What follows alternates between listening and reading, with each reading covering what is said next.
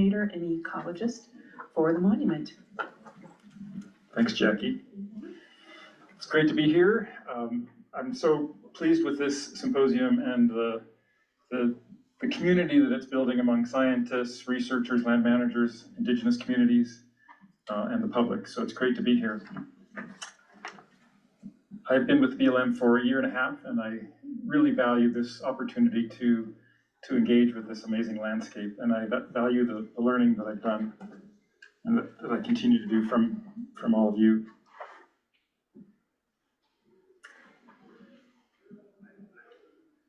So I'm so pleased that we've been able to hear some really powerful Indigenous voices already this morning, and I want to acknowledge that we are on the ancestral homelands of many Indigenous communities. I've listed some of them here. And in the background you can see an ancestral Puebloan structure that's just not too many miles from here in Grand Staircase. And that represents that past connection, thousands of years of connection to this landscape. And then these photos show some of the current knowledge holders of this region, Indigenous folks. These photos are from our symposium last year. This is Max right here. Raise your hand, Max. And Carrie Cannon and her colleagues from Wallapai on our field trips last year. So this is a little plug for field trips that we'll have on Friday and Saturday. They're going to be great.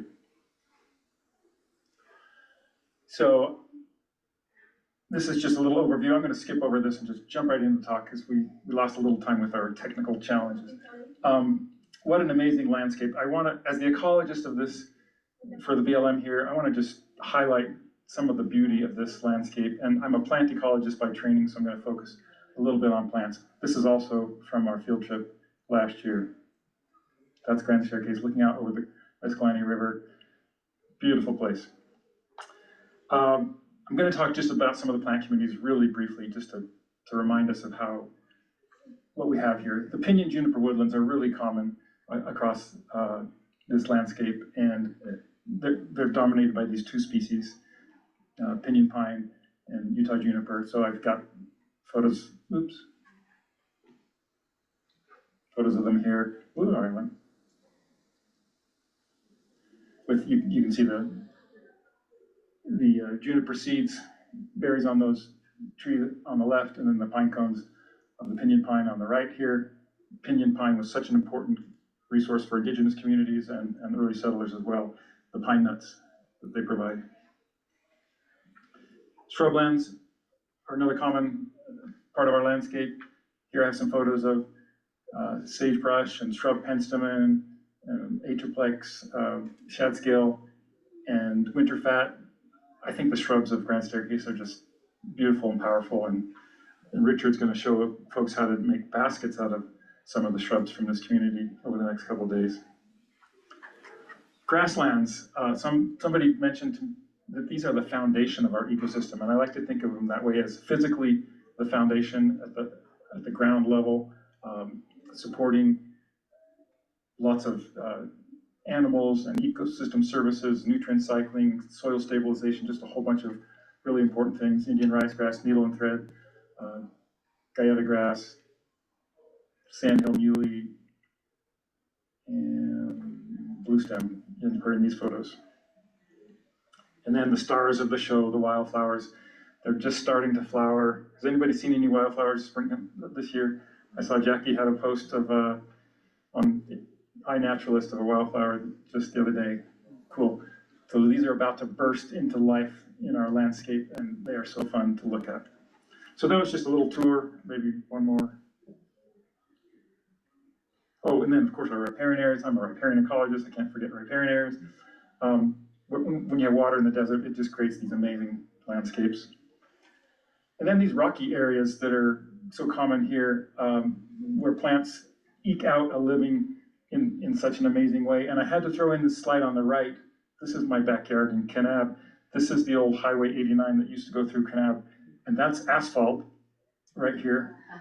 And the plants are growing up through the asphalt. So the sagebrush, the needle and thread, the broom snakeweed, they are growing up through the asphalt, through cracks. It's pretty stunning. Come to my house and I'll show you that.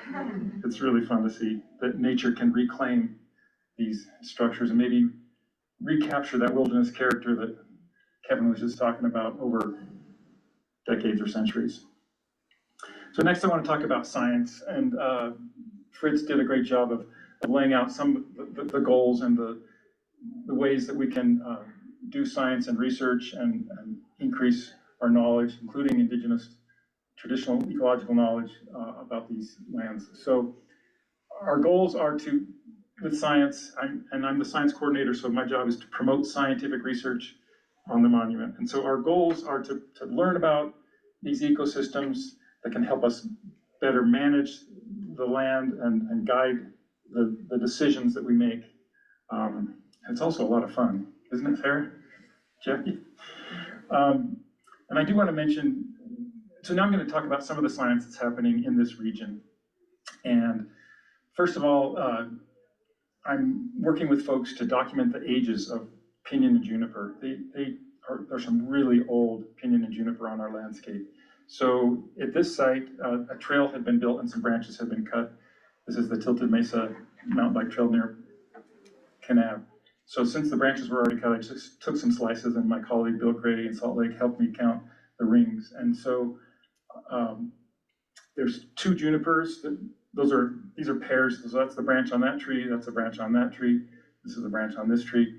And we counted the rings on those. And so each ring is 1 year of life. And the wider rings are when there's more water in that year, more precipitation, and the narrow rings are when it's a drier year. And so we counted the rings, and how many did we get? 537 growth rings on that branch. 623 growth rings on that branch of juniper. Those 2 were juniper. And then the pinyon pine had 322 years of growth. And these are just branches. So there's certainly 1,000-year-old trees on that little mesa, and there's 1,000-year-old trees all around us in these rocky settings where they grow really slowly. So this is some research that I'm doing with some others, which is a lot of fun. And important to know how old these trees are so we can manage these landscapes.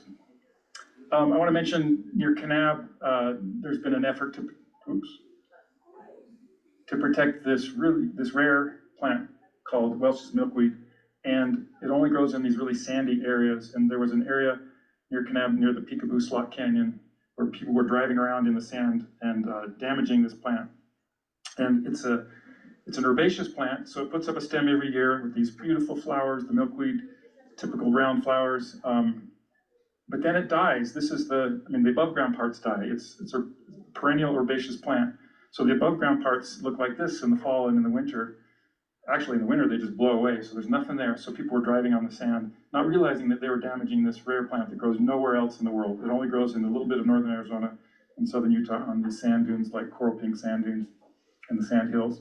So the BLM has worked to put some barriers in some areas where people were not authorized to go. There's routes that are authorized for travel, and then everywhere else should not be driven on. And so some of my colleagues put up some barriers to protect this, and so far it seems to be working. So just an example of science and conservation efforts. Another interesting bit of science that's just starting is at this Deer Springs fire. Timber Mountain in Grand Staircase, Escalante National Monument, burned last July, burned 11,000 acres, and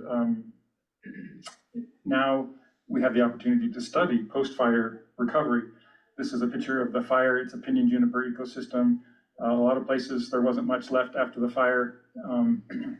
This shows the boundary. Scudampaw Road is right there. If you know that road, it's just over yonder. It starts by Cannonville, goes towards Kanab. And this map shows different colors of different treatments. So we did an emergency stabilization effort after the fire to try to get plants to grow and prevent erosion of this landscape. So I want to show you just some of the, for me, exciting photos of the initial recovery right after the fire. These photos are, some of them are 3 weeks after the fire and some are 2 or 3 months after the fire, but the shrubs started sprouting really quickly. The oaks and the serviceberry and the sumac. Richard, there's sumac. Richard's gonna make baskets with that plant over the next couple of days.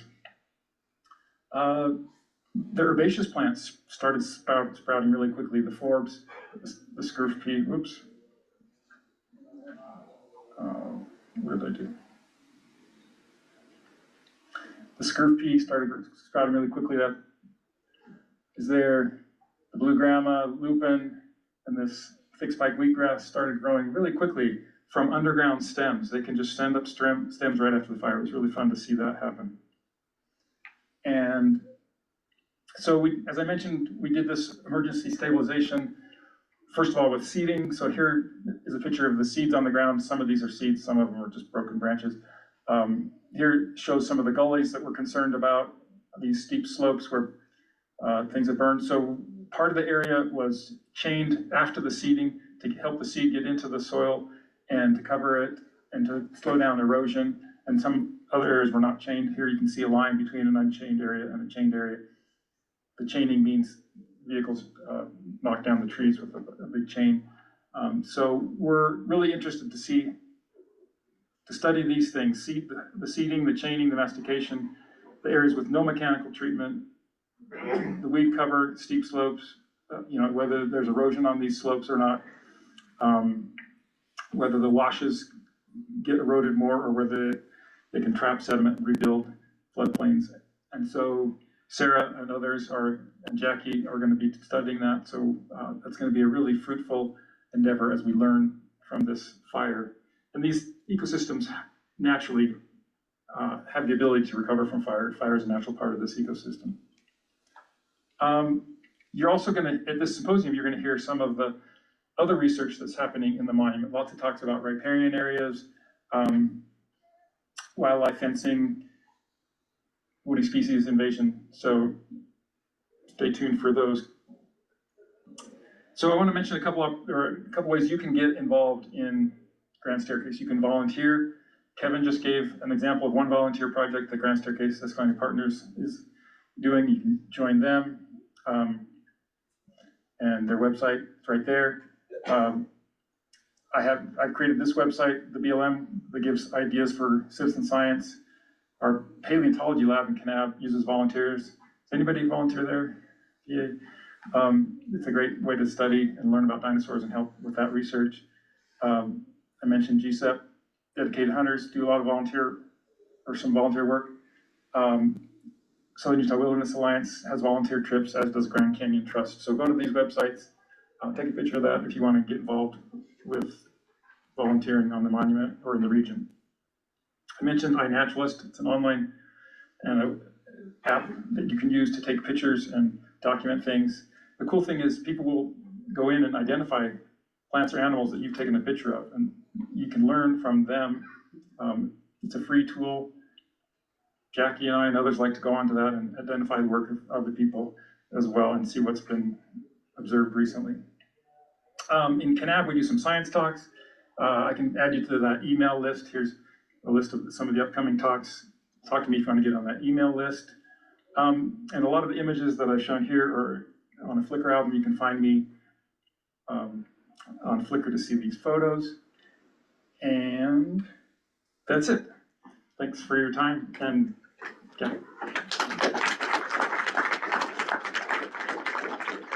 Oh, I did want to mention that in the notes. I wanted to mention that the science plan that Fritz talked about, the fact that we're supposed to do a science plan, we had just recently completed that science plan for Grand Staircase, and it's on our website, Grand Staircase Escalante National Monuments website. And I also wanted to mention that if you want to do science in the monument, there's an online system called Raptor. You can do that application to get a permit to do science on the monument. It's not too difficult. We are a science monument. We really want to encourage science on the monument. So talk to me if you're interested in doing science on the monument. All right, thank you very much.